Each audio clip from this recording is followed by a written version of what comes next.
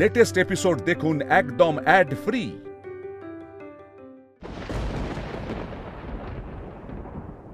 তুমি যতই মায়া সৃষ্টি করো না কেন মহিষাসুর, তোমার বিনাশ নিশ্চিত।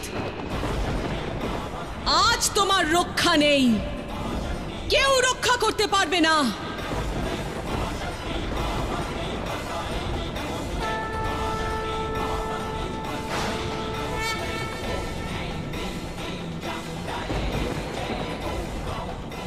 এ কি, মা দুর্গা তো সত্যি শিশু ভোলানাথের ওপর প্রহার করতে চলেছেন।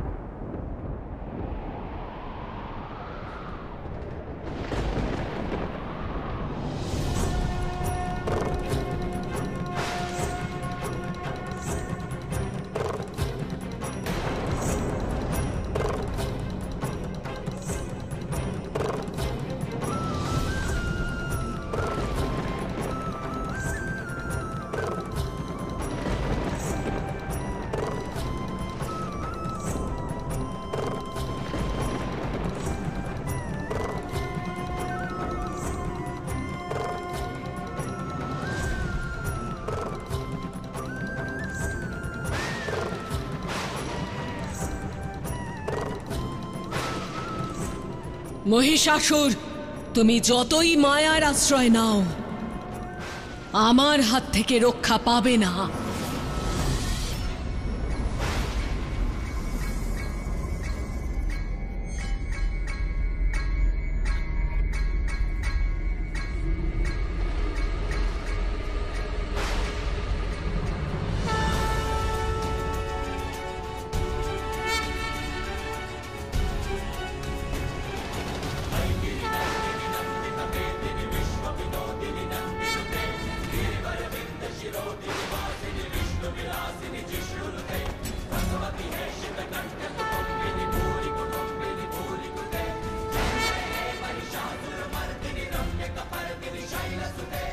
তোমাকে কিন্তু আমি সাবধান করেছিলাম মহিষাসুর, তুমি আমার কোনো কথা শোনোনি। এবার বোঝো, কারণ এছাড়া আর তোমার সামনে কোনো পথ নেই।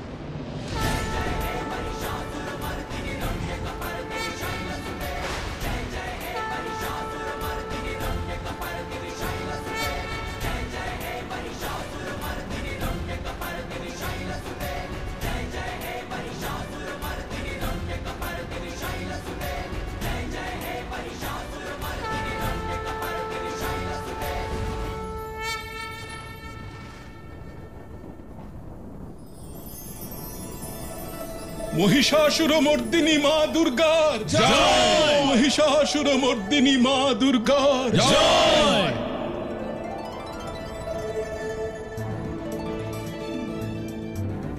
মা, আমাকে ক্ষমা করে দিন মা। আমি আপনাকে শাসন করার ধৃষ্টতা দেখিয়েছি, আপনাকে নিজের বশে রাখার প্রয়াস করেছি। আমার এই ভুলের জন্য আমাকে ক্ষমা করে দিন মা, আমাকে ক্ষমা করে দিন।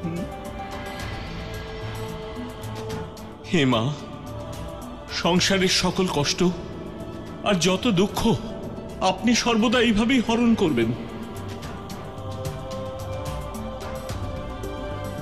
মিত্র, এবার আপনি আপনার বাস্তবিক স্বরূপে ফিরে আসুন।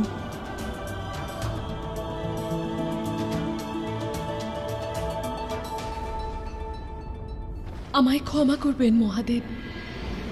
এবার আপনার গিরিজা তখনই এই সৃষ্টিতে ফিরে আসবে যখন আপনি মহাদেব হয়ে স্বয়ং আমাকে ফিরিয়ে আনবেন।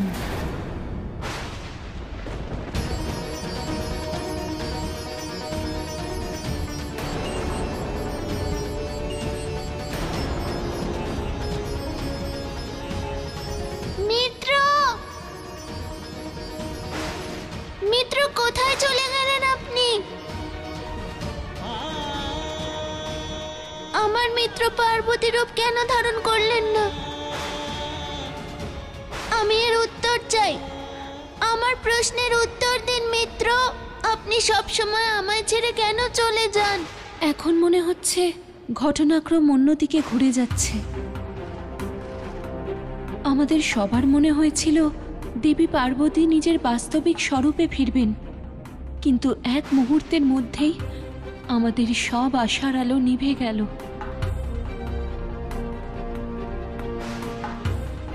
কিন্তু উনি কোথায় যেতে পারেন? দেবী পার্বতীর মন কে বুঝতে পেরেছে? আপনি ধৈর্য ধরুন, উনি শীঘ্রই চলে আসবেন। খুব বেশি দিন উনি আপনার থেকে দূরে থাকতে পারবেন না।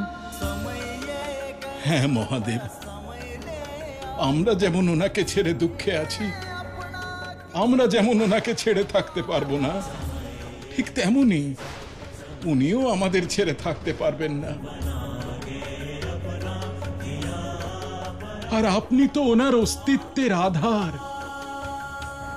আমি বিশ্বাস করি মহাদেব, মা অবশ্যই ফিরে আসবেন।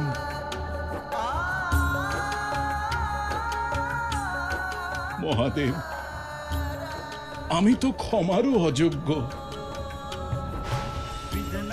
তবু আপনি আমায় ক্ষমা করবেন সেই বিশ্বাস নিয়েই বিদায় নিচ্ছি।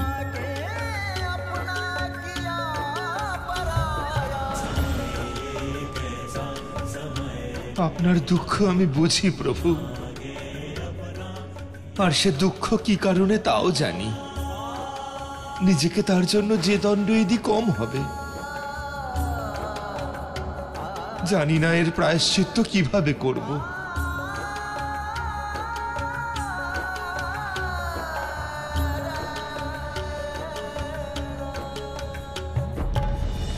এবার গৃহে চলুন প্রভু। দেবী, দেবী, শুভ সংবাদ আছে। শিব এসে গেছে, ওই দেখো।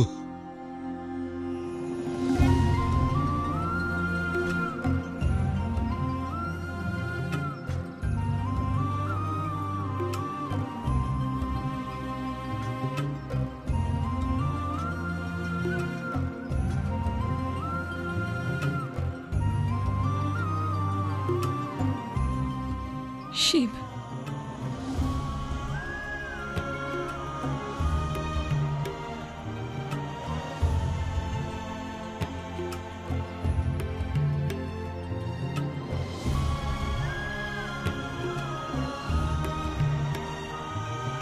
তুমি ফিরে এসেছো, তার মানে হলো এই জগৎ সংসার মহিষাসুরের অত্যাচার থেকে মুক্তি পেয়েছে। হ্যাঁ মা, মিত্র কাত্যায়নী দুর্গা রূপে মহিষাসুরকে বধ করেছেন। জগৎ সংসারের সংকটের বিনাশ করেছেন। আর তারপরে কি হলো? উনি দেবী দুর্গা থেকে দেবী পার্বতীতে পরিবর্তিত হলেন? না মা, দেবী দুর্গা মিত্র পার্বতীর রূপ ধারণ করার আগেই অন্তর্ধান হয়ে গেছেন।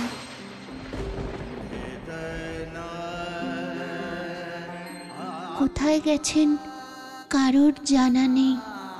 কিন্তু এ তো নতুন কিছু নয় শিব, এটাই তো ওনার স্বভাব। উনি তো আগেও এমন করেছেন। তুমি অপরাধ বোধে ভুগো না, নিজেকে দোষী ভেবো না। সময় হলে উনি ঠিক চলে আসবেন।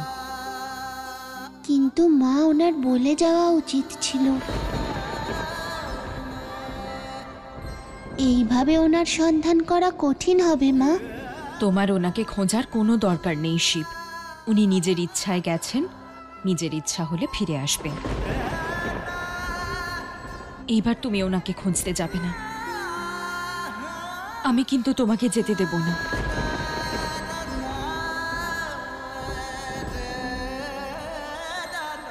বিবাহের সময় নির্ধারিত হয়েছে। শিব, এবার তুমিও তোমার দিদির বিবাহের প্রস্তুতিতে সাহায্য করো, সময় বেশি নেই। হ্যাঁ মা, অবশ্যই। কিন্তু বাকিরা কোথায়? দেব, নারায়ণ, সুমতি দিদি,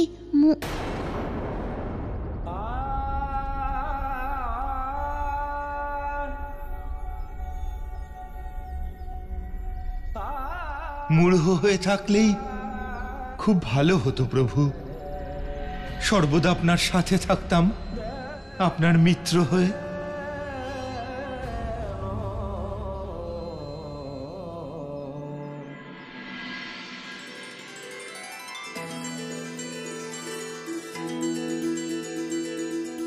আপনি পাত্রপক্ষদের সব জানিয়েছেন তো? হ্যাঁ।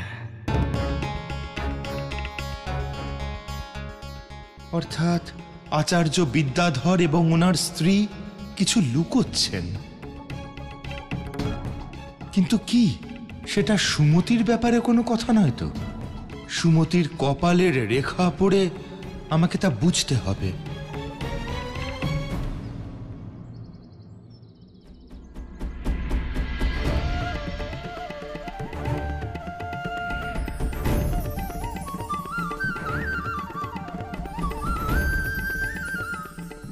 তাহলে এই হলো সেই গোপন কথা। কিন্তু এই গোপন রহস্যে আমাদের কি উপকার হবে দেবশ্রী? সুমতির মাঙ্গলিক হওয়ার সঙ্গে শিশু ভোলানাথের স্মৃতি আর দেবী পার্বতীর ফিরে আসার কি সম্পর্ক?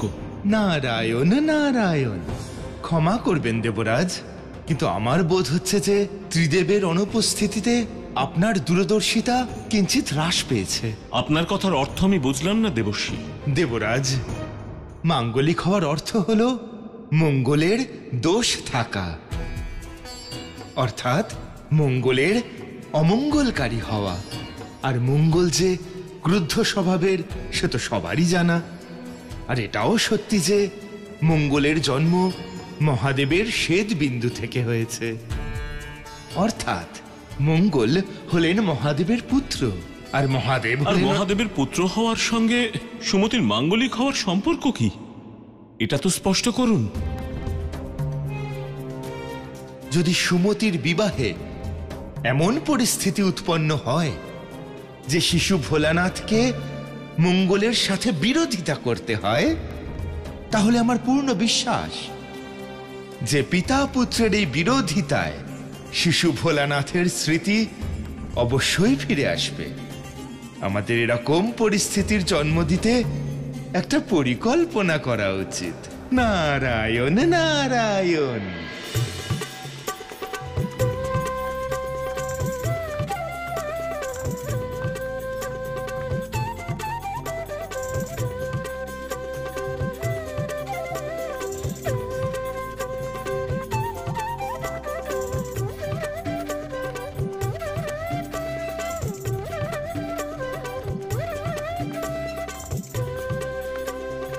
শিব, শিব কোথায়? ও তোর দিদিকে হলুদ মাখাবে। প্রভু ধ্যানশিলায় বসেছেন দেবী, আমি এখনই ওনাকে ডেকে আনছি।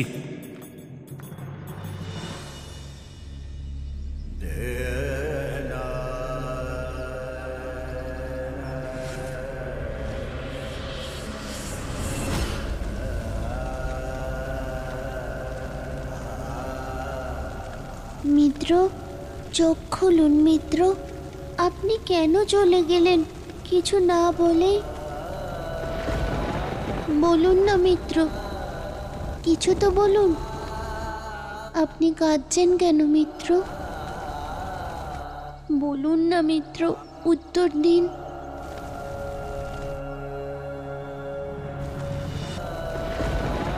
বলুন না মিত্র, কিছু তো বলুন। আপনি কাঁদছেন কেন মিত্র? বলুন না মিত্র, উত্তর দিন।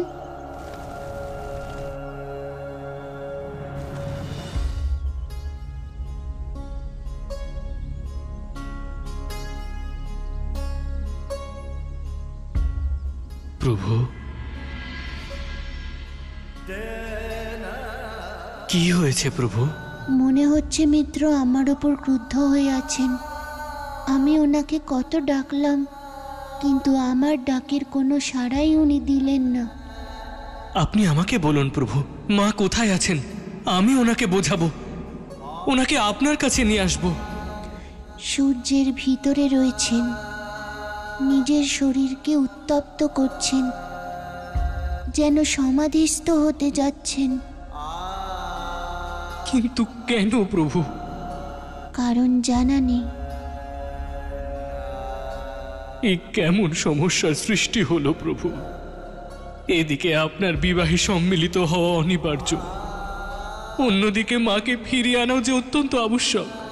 এই বিবাহের পরে আমি মিত্রের সাথে আবার সংযোগ স্থাপনের চেষ্টা করব। এখন চলুন মিত্রনন্দী, মা আর সুমতি দিদি আমার জন্য হয়তো অপেক্ষা করছেন।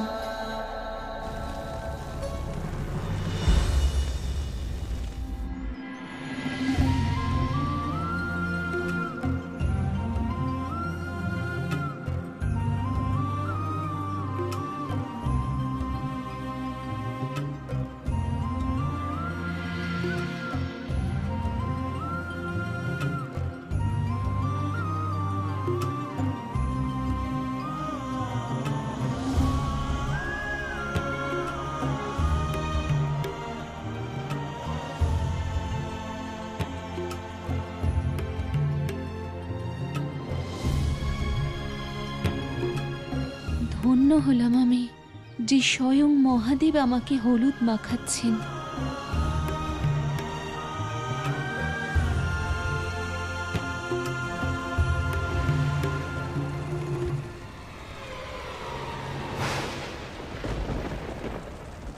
আমি সিদ্ধান্ত নিয়ে নিয়েছি মহাদেব।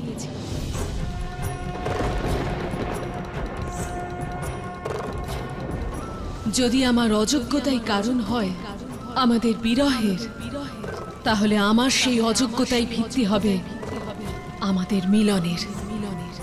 আপনার মূল স্বরূপে আপনাকে ফিরিয়ে আনবই মহাদেব।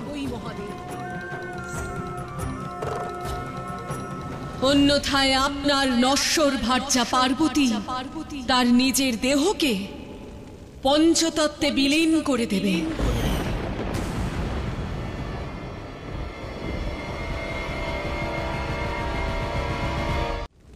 এবার হয় আপনি মহাদেবের রূপে পরিবর্তিত হবেন, অন্যথায় আপনার গলার মুন্ডমালায় সংযুক্ত হবে আরো একটি মুন্ড, আমার মুন্ড।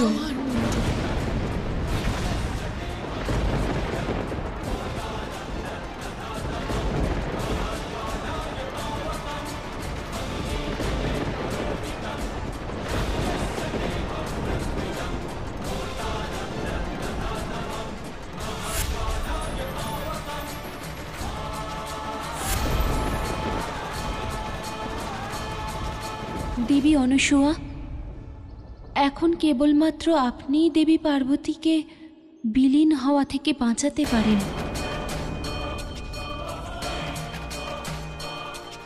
বিলম্ব করবেন না দেবী অনসূয়া, ত্রিলোককে মহাদেব ফিরিয়ে দিন আর এই সংসারকে মহাবিনাশের হাত থেকে রক্ষা করুন। স্মরণ করুন সেই ঘটনা দেবী অনসূয়া, যখন দক্ষের পুত্রী সতী ওনার দেহ ত্যাগ করেছিলেন। তখন ব্যথিত আর ক্রোধিত মহাদেবের প্রলয় তাণ্ডবের ফলে জগৎ সংসারের কি অবস্থা হয়েছিল।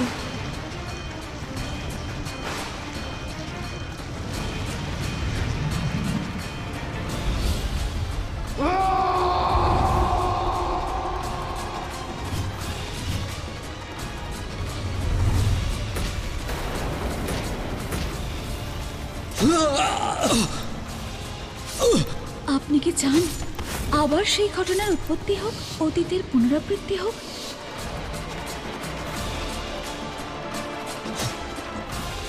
তখন তো নারায়ণ আর ব্রহ্মাদেব ছিলেন, যাদের জন্য এই জগৎ সংসার ধ্বংসের হাত থেকে রক্ষা পায়।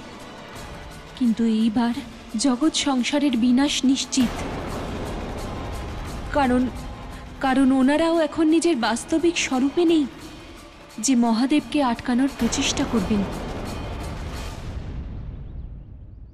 মা, তুমি কি মহাদেবকে ফিরিয়ে আনতে পারবে?